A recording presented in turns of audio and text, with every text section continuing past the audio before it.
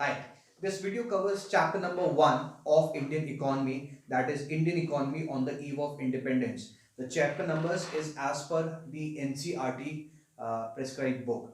Now, this particular unit rather, carries a weightage of 12 marks. You'll be getting 4 questions of 1 mark each and 2 questions of 4 mark each.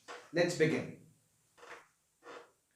First of all, let us go through the purpose behind the British establishing India as a colony. आपके पास में question क्या क्या आ सकता है कि what पहली चीज जो आपके पास में हेडिंग यहाँ पे दे रखी है, that is what was the purpose of Britishers establishing India as the colony. दूसरा आपके पास में यहाँ पे पूछा जा सकता है कि what benefits did Britishers derive by establishing India as a colony, right? So the question may appear in different forms, but you need to identify the content. So what were the purposes? What were the purpose of establishing India as the colony? Number one, to provide regular supply of raw material to the industries in Britain. When Britishers came to India, they were having this industrial revolution going on. As a result of this, they had two issues. Number one, they wanted a regular supply of raw material, and number two, they wanted a market where they could sell their finished goods. So India, or for that matter all the other colonies of Britishers, helped them in two ways. That is, number one, regular supply of raw material, and number two, they developed it into a market for British finished goods. So these are the purposes why India was established as a colony by Britishers.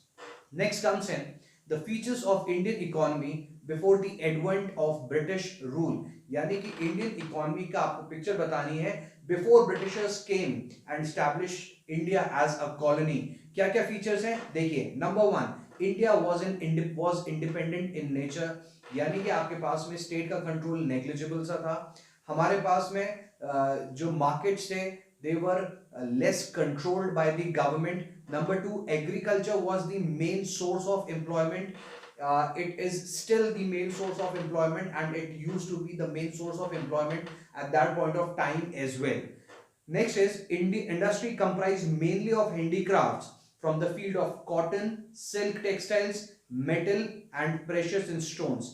ये आपको ध्यान रखना है कि industry कौन कौन सी establish थी हमारे यहाँ पे. इंडस्ट्री थी हमारी पहली हैंडीक्राफ्ट की, कॉटन की, सिल्क टेक्सटाइल की, metal and precious stones.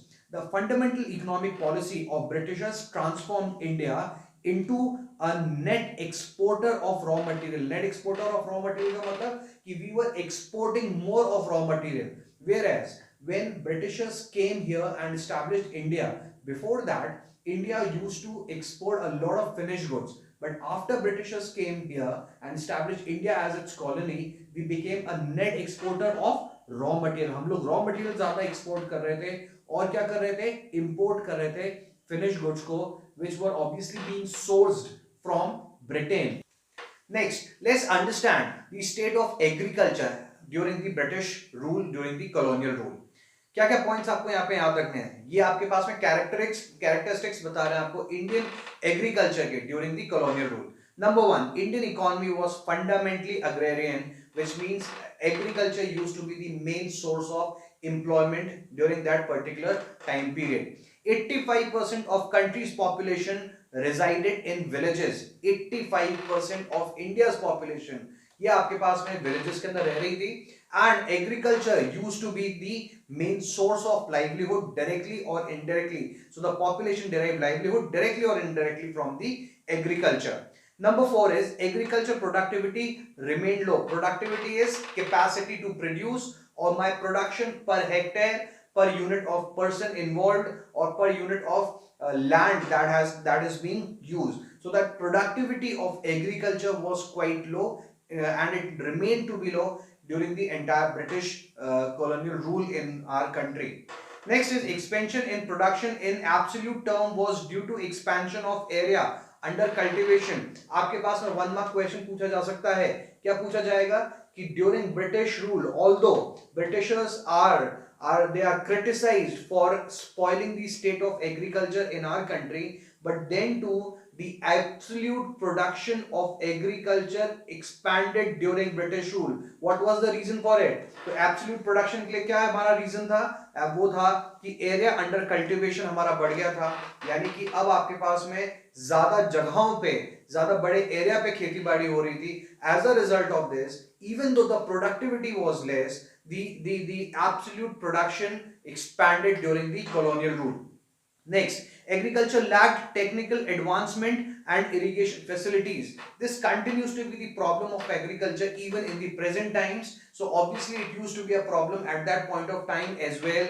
That is, हमारे यहाँ पे irrigation facilities की problem थी, कमी थी, और हमारा जो agriculture था that did not have access to good advanced technology. Next is a relatively higher yield of crops was there in some areas due to commercialization of agriculture.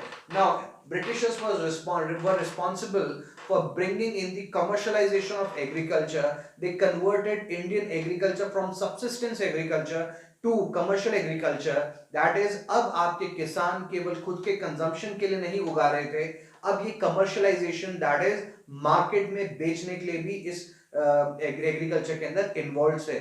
तो कुछ एरियाज में जहां पे कमर्शियलाइजेशन ऑफ एग्रीकल्चर हुआ, वहां उन particular areas में the productivity expanded. Next is other problem of agriculture included lack of investment, flood control and irrigation facilities. So these were the major problems of agriculture, and they happen to be the features of agriculture during the British rule. Next comes in the reasons for the stagnation of agriculture, यानी कि agriculture की slow growth या negligible growth जो आपके पास में थी, उसके रीजंस क्या थे? सबसे पहला, land settlement system. Land settlement system किसको रेफर कर रहा है? कि आपके पास में लैंड की जो हमारी जमीनें थी, जो खेत थे, उनकी मालिकाना हक जिस तरीके से बांटा गया था, वो आपके पास में पहला रीजन बन के आया स्टैग्नेशन ऑफ एग्रीकल्चर का. क्या खास बात थी यहाँ के कि this was marked by the zamindari system. What was zamindari system? Zamindari system was कि जहाँ पे Britishers they made one person as the head or the in charge or the landowner of a large area, and the tenants, the farmers who were working there on the farms, the tiller of the land, they worked as tenants. वो किराएदार के तौर पे ऊपर वहां पे काम करते थे. As a result, जो जमींदार थे, they used to exploit the farmers, and the actual tiller of the land was not the owner of land, and therefore there was no incentive for that particular farmer to work hard on or to expand, to put in efforts to expand the agriculture production. So as per this system, the profit accruing from the agriculture went to the zamindars instead of the cultivators. यानी कि farmers के पास में जो लोग वहां पे मेहनत कर रहे थे, उनके पास के अंदर ये पैसा नहीं जा रहा था. Next, neither the zamindars nor the colonial government did anything to improve the condition of agriculture, because they were concerned mainly they were concerned mainly with the profits that they were making or the rent that they were earning from the lands, and they did not do anything for the expansion or in terms of improvement of technology or in terms of expansion of irrigation facilities on their farms. Next, agriculture revenue settlement system under the colonial rule. यानी कि आपके पास में किस तरीके से taxes charge कर रही थी government, that too was a reason responsible for the stagnation of agriculture. पहला क्या खास बात थी इसकी? The revenue settlement system propounded by the colonial government was exploitative in nature. यानी कि उसका पर्पस expansion of agriculture ना होके, its purpose was exploitation of the land, exploitation of the cultivator. Next, क्या खास बात थी इसकी? Specified sums of money were required to be submitted on fixed dates. यानी कि आपको अंग्रेजों ने कह दिया कि आपको एक पर्टिकुलर डेट पे टैक्स डिपॉजिट करवाना है, इररिस्पेक्टिव कि आपका प्रोडक्शन हुआ है या नहीं हुआ है, आपका प्रोडक्शन मार्केट में बिका है या नहीं बिका है. They were least concerned with this. They just gave you a date on which and the amount that was to be submitted with the government in the form of taxes. The zamindars would lose their rights on land if they failed to meet the above conditions. So they in turn used to transfer this burden on the cultivators of the land. Next, the zamindars therefore used to shift the burden on the cultivators. So stagnation के ऊपर अगर आपके पास में question आता है तो आप दो रीजंस लिखेंगे. पहला the land settlement system and दूसरा the revenue system. Land settlement system की खास बात थी that it was being driven in the format of zamindari system, wherein the cultivators were not the owners of the land and therefore they were being exploited. And the second one is the revenue settlement system, यानी कि tax collect करने का जो तरीका था, that too was exploitative in nature, and these two were the points that were responsible for the stagnation of agriculture during the colonial rule. Next comes in the industrial sector. Let's understand how was the industrial sector doing during the colonial rule. Now the Britishers are they are considered to be responsible for the systematic deindustrialization of India. Systematic deindustrialization का मतलब क्या हुआ कि उन्होंने हमारी industries को खराब किया था. Now what was the purpose behind this? There were twofold reasons why they were doing this. सबसे पहला कि उनको रॉ मटेरियल चाहिए था अपनी लोकल इंडस्ट्री के लिए, and that was possible only if the Indian industry would be ruined. Secondly, they wanted a market where they could sell their product, their finished goods that were being manufactured in the industries of Britain, and therefore this was possible if and only if the local industry would be ruined. तो ये दो reasons बने आपके पास में systematic deindustrialization करने के. Let's understand this in detail.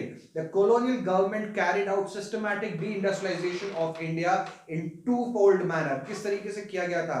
Number one, the local handicraft industry was ruined, that reduced India to an exporter of only raw material. यानी अब आपके यहां से फिनिश गुड्स नहीं एक्सपोर्ट होके केवल रॉ मटेरियल ही एक्सपोर्ट हो रहे थे. Next, the raw material went to mainly to the modern industries in Britain at cheap prices. Second, the local market of India was flooded with the finished goods from Britain, which further harmed the local industry, because the local industry had to face this competition of against the cheap and better quality products that were now being imported from Britain, right? Last one, the above scenario further created a massive unemployment in the country. हमारे यहाँ पे क्योंकि industry खराब हो गई थी, इसकी वजह से हमारे यहाँ पे अनएम्प्लॉयमेंट बना, इंडियन इकोनॉमी के अंदर अनएम्प्लॉयमेंट बना. The income of people further went down. There were people who were displaced from their industry. As a result, our company, our industry, our handicraft industry again started facing a lack of capital, which further deteriorated the situation of Indian industry. Now let's understand how did industrialization started, the modern industrialization started in India. Now the establishment of modern industry in India began during the second half of the 19th century, यानी कि 1850s के बाद में, right? But the progress remained quite slow क्योंकि Britishers did not want the industry to grow at a better pace. Initially, the development was confined to cotton and jute industry only, यानी कि यही दो industries थी जो हमारी country के अंदर उस टाइम के ऊपर एस्टैब्लिश की गई, and their growth was allowed. While the cotton textile mills were situated in Maharashtra and Gujarat, and these two states continue to be the hubs of industrial and of textile production in our country even in present times. Whereas the jute mills were mainly situated in Bengal, because jute आपके पास में उस वहाँ पे ज़्यादातर तरीके से produce हो रहा था. And this is the reason why Bangladesh still happens to be the hub of jute even in the present times. So then time Bangladesh used to be the hub of jute industry in our country. Next, very important, the Tata Iron and Steel Company, that is Tisco, was incorporated in 1907. Do remember this date. आपके पास में 1 mark question यहाँ से बन के आ सकता है. The year of establishment of Tisco, that is 1907. Next, the industry continued to lack the manufacturing of capital goods. Capital goods यानी कि those goods which are used to make further production. Heavy machinery जो आपके पास में होती हैं, आपके जो ट्रांसपोर्टेशन गुड्स जो व्हीकल्स होते हैं, वो सारी इसके अंदर शामिल होते हैं. So the industry used still lacked the production of capital goods. हमारे यहाँ पे वो प्रोड्यूस नहीं हो रहे थे. This industry could never substitute the displacement of handicraft industry. जो massive unemployment उस टाइम के ऊपर हुआ था, उस प्रोपोर्शन में फर्दर यहाँ पे हमारे पास एम्प्लॉयमेंट जनरेट करने में हमारी modern industry failed and we continue to face this problem of unemployment in our country. Now, let's quickly go through the drawbacks of the then industrialization in India. Number one, the industry continued to lack manufacturing of capital goods. We have already seen this. This industrialization could never substitute the displacement of handicraft industry. जो वहां पे unemployment generate हुआ था, वो हम लोग उस level का एम्प्लॉयमेंट फर्दर जनरेट नहीं कर पाए थे. Contribution of industry in India's GDP continued to remain low. Now this happens to be one of the most important indicators of country's economic growth कि उसकी GDP का कितना proportion industrial sector से secondary sector से आ रहा है. If the proportion is good, higher the proportion of GDP coming from the secondary sector, better is the economy in terms of development, right? So this contribution continued to remain low. Next is contribution of public sector in Indian industry remain confined to, यानी कि public sector हमारे पास में कहाँ पे काम कर रहा था. नंबर वन रेलवेज, गवर्नमेंट ने, यानी गवर्नमेंट ने कौन कौन सी इंडस्ट्री डेवलप करी. नंबर वन रेलवेज, दूसरा पावर जनरेशन, इलेक्ट्रिसिटी का प्रोडक्शन जो हो रहा था, communication, ports and some other departmental undertakings. So क्या क्वेश्चन आपके पास में बन के आ सकता है यहाँ से. पहली चीज आपसे पूछा जा सकता है, where were the industry lacking during the British rule. दूसरा आपसे पूछा जा सकता है कि पब्लिक सेक्टर ने आपके पास कहां पे उस टाइम के ऊपर इन्वेस्ट किया था, कौन कौन सी इंडस्ट्री के अंदर. तो वो हमारे पास हो जाएंगी railways, power generation, communication, ports and other departmental undertakings. Now let's go through the foreign trade, the state of foreign trade during the colonial rule. Impact of transformation of foreign trade on economic scenario. क्या हमारे पास में किस तरीके से foreign trade transformation हुआ था. Let's C.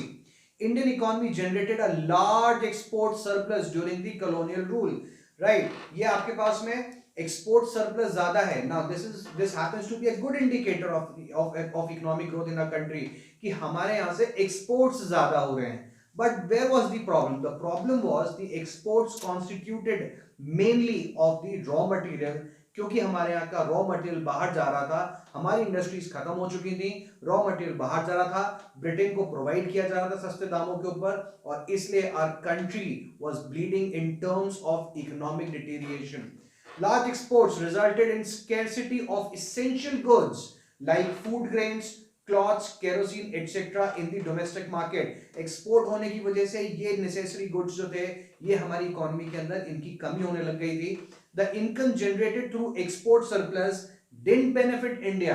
It was used to finance the Britain's expenses on wars. तो हमारा प्रोडक्ट जा रहा था, लेकिन इसके अगेंस्ट में जो कमाई हमारी इकोनॉमी की हो रही थी, that was being used to finance the British wars. यानी कि ब्रिटेन जो भी आपके पास में वॉर लड़ने के लिए जाते थे, उसको फाइनेंस करने के लिए इस एक्सपोर्ट का पैसा काम में लिया जा रहा था. All this largely contributed towards the draining of India's wealth. तो क्वेश्चन क्या आपके पास से बन के आया? Explain how the foreign trade during the colonial rule resulted to a drain of Indian wealth, right? So this is going to be the answer for that question. Now let's see, how did the entire foreign trade transformed during the colonial rule. The policies of colonial government related to the production, trade and tariff adversely affected India's foreign trade. यानी कि जो policies British government, colonial government हमारे लिए बना रही थी, that was adversely affecting our foreign trade. हमारे जो टैरिफ पॉलिसी हुआ कर रही थी, जो एक्सपोर्ट पॉलिसी थी, जो इंपोर्ट पॉलिसी थी, that was adversely affecting the foreign trade of India.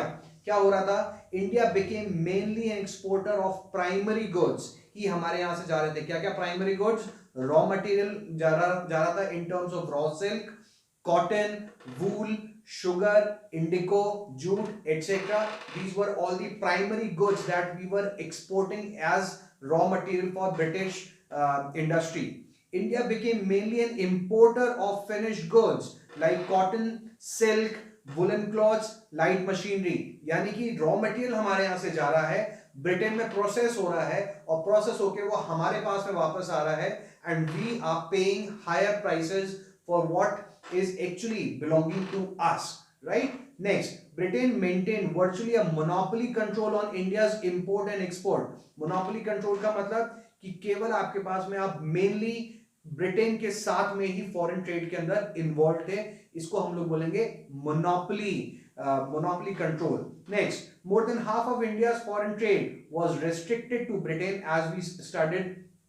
The rest of the trade was carried out with कौन कौन सी कंट्रीज थी ब्रिटेन के अलावा जिनके साथ में हम लोग ट्रेड कैरी आउट कर रहे थे? Number 1 China, number 2 Ceylon, Ceylon जो कि प्रेजेंट टाइम का श्रीलंका है, and Persia which is present times Iran. Next, the opening of Suez Canal. Suez Canal कहां पे थी? This was situated in the northeast of Africa. So during British colonial rule, the Suez Canal was opened up, as a result of which it facilitated the transportation of goods between India and Britain. ज्यादा जल्दी से और कम cost के ऊपर आपके पास goods की आवाजाही इन दो कंट्रीज के बीच में हो रही थी, and therefore it benefited Britain a lot at that point of time.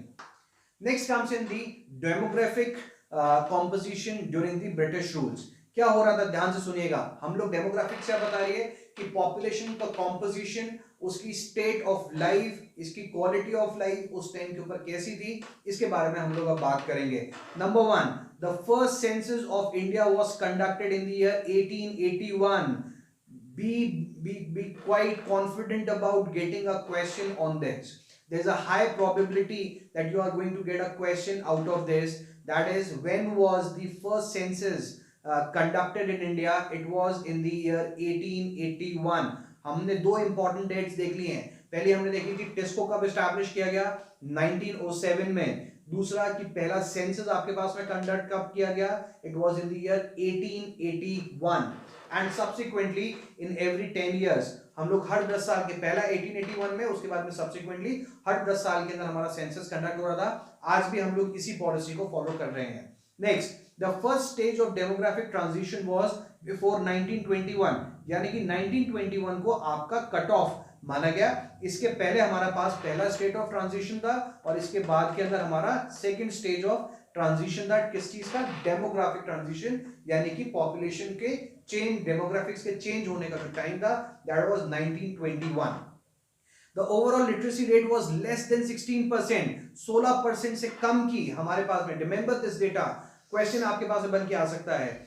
16% से कम की हमारी उस टाइम के ऊपर लिटरेसी रेट थी overall, and the female literacy rate was just at around 7%. Public health facilities were largely इनएडिक्वेट, क्योंकि सरकार आपकी हेल्थ केयर के ऊपर ज्यादा दिमाग नहीं लगा रही थी, because there policies were mainly exploitative in nature. Next, infant mortality rate. What is infant mortality rate? Number of children who die before attaining the age of 1 year out of per 1000 live births. 1000 live birth जो आपके यहाँ पे हुए, उसमें से कितने बच्चे 1 साल की उम्र आने से पहले ही मर जाएंगे? तो this infant mortality rate was at 218 per 1000. This clearly indicates the dismal condition of healthcare facilities which were available at that point of time. So it was at 218, जबकि अभी आज की तारीख में कितना है ये? This is at around 40 per 1000 of live births. The life expectancy too remained low at just 44 years. That is the average age at which a person would die in the country. That was at 44 years, which is at present at around 68 years. Lastly, the above figures clearly signify the existence of widespread poverty. तो आपके पास में question क्या बन के आया? Justify the existence of widespread poverty during the colonial rule on the basis of demographic condition. या आपके पास में डेमोग्राफी के ऊपर हमने बात करी, डेटा के ऊपर बेस्ड अलग अलग क्वेश्चन यहाँ पे बन के आ सकते हैं. Next comes in the occupational structure during the British rule. The occupational structure in India during colonial rule was marked by following characteristics. क्या क्या खास बातें थी? Number 1, 70 to 75% of the workforce was engaged in agriculture. 3/4 population आपकी country की was engaged in agriculture. 10% of the workforce was engaged in manufacturing. This clearly shows the poor condition of industry at that point of time. 15 to 20% of the workforce was engaged in services. तो ये data आपको याद रखना है, ये आपको breakup दे रहा है पॉपुलेशन के ऑक्यूपेशनल स्ट्रक्चर का during that point of time. 70 to 75% हमारे पास में हो गए एग्रीकल्चर में, 10% हो गए मैन्युफैक्चरिंग में, एंड 15 to 20% आपके पास में हो गए सर्विसेज में. टोटल हो गया आपके पास में 100%. Now parts of Madras Presidency, Bengal and Bombay saw a decline in dependence of population on agriculture. कौन कौन से एरियाज के अंदर? सबसे पहला मेड्रास प्रेसिडेंसी, दूसरा बंगाल और तीसरा बॉम्बे. क्यों हो रहा था यहाँ पे? क्योंकि यहाँ पे मैन्युफैक्चरिंग और सर्विसेज एक्सपेंशन हो रही थी. खास बात इन जगहों की ये थी कि these all were situated on ports और इस वजह से यहाँ पे एक्सपोर्ट्स ज्यादा हो रहे थे. तो Britishers were developing these places as industrial hubs so that they could manufacture and export goods from here, or rather raw material from here, और यहाँ पे आपके पास में imports भी हो रहे थे. Next, during the same time, the dependence of workforce on agriculture increased in the states of Punjab, Odisha and Rajasthan. Next comes in the state of infrastructure during the colonial rule. क्या क्या खास बातें थी देखिएगा. The major growth in infrastructure came in the field of railways, ports, water transport, post and telegraph. आपसे पूछा जाएगा कौन कौन सी वो मेजर एरियाज थे जहां पे इंफ्रास्ट्रक्चर की ग्रोथ हुई थी. कौन कौन से हो गए वो? रेलवेज हो गए, पोर्ट्स हो गए, वाटर ट्रांसपोर्ट हो गया, पोस्ट हो गया एंड टेलीग्राफ हो गया. Introduction of telegraph was used to maintain help in maintaining law and order. Telegraph जो उस टाइम के ऊपर आया था. Postal services remain to be largely inadequate क्योंकि आपके पास में Britishers they were concerned not with public welfare, not with making the services available to the common public, but they were concerned with those things only, those services only which could benefit them in expanding and managing the colony in a better manner. Railways का state बहुत important, आपके पास में इसके ऊपर question आने की probability बहुत ज्यादा रहेगी. Railways were introduced in the year 1850. तीसरी डेट इस चैप्टर की इंपॉर्टेंट. पहली डेट थी आपके पास में टिस्को की एस्टैब्लिशमेंट की, दैट इज 1907. सेकंड डेट आपके पास के अंदर थी पहले सेंसस की, दैट वाज 1881. तीसरी डेट आपके पास में आई है यहाँ पे 1850, that is the establishment of railways in the country. It helped breaking the cultural and geographical barriers. Now this was a big time revolution. It became easier for people to go from one place to another. Public को इसका access था, इसकी वजह से आपके पास में country के लोग आपस में ज़्यादा better तरीके से मिल पा रहे थे. As a result of this, it helped in breaking the cultural and geographical barriers at that point of time. It also fostered commercialization of Indian agriculture because this was the main reason why Britishers established railways, not for the public, but for making it easier to transport raw material from where it was being grown to the ports from where they could be exported, right? So commercialization of agriculture इससे को बहुत बढ़ावा मिला था due to railways. Next, it also resulted in expansion of Indian exports, but did not result in benefiting the Indian economy. So these are the feature of railways, or rather the points to remember about railways that were established by Britishers at that point of time. With this, we come to the end of this chapter. Stay tuned for more videos. Thank you.